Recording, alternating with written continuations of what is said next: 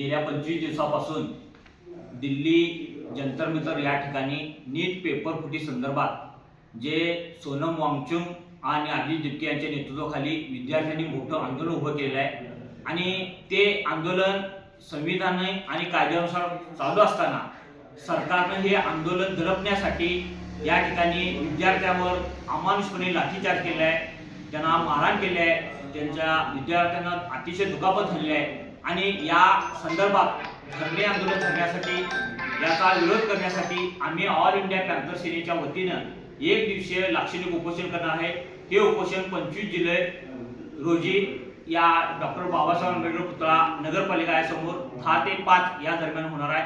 या आंदोलनामध्ये सर्व विद्यार्थी, सर्व संघटनेचे पदाधिकारी तसेच सर्व सामाजिक कार्यकर्ते या सर्वांनी उपस्थित राहून एक दिवस आंदोलन करून त्या ठिकाणी सर्व विद्यार्थ्यांना पाठिंबा द्यायचा आहे असं मी ऑल इंडिया पॅंथर सेनेचे बेळगाव जिल्हाध्यक्ष अमित सिंह या नात्यानं सर्वांना आवाहन करतो। जय भीम। विश्वरत्न डॉक्टर बाबासाहेब आंबेडकर यांना मी प्रथमतः वंदन करतो।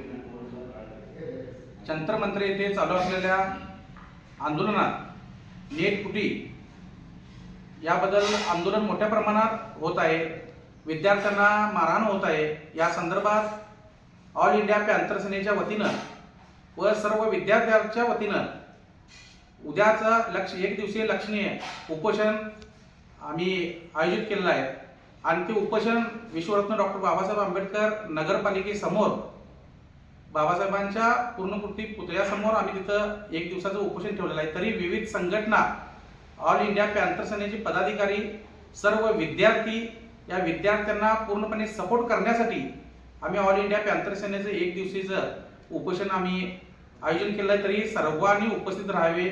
मी निप्पाणी शहराध्यक्ष ऑल इंडिया पॅंथर सेनेचा संदीप माने। जय भीम। स्टॉप करा।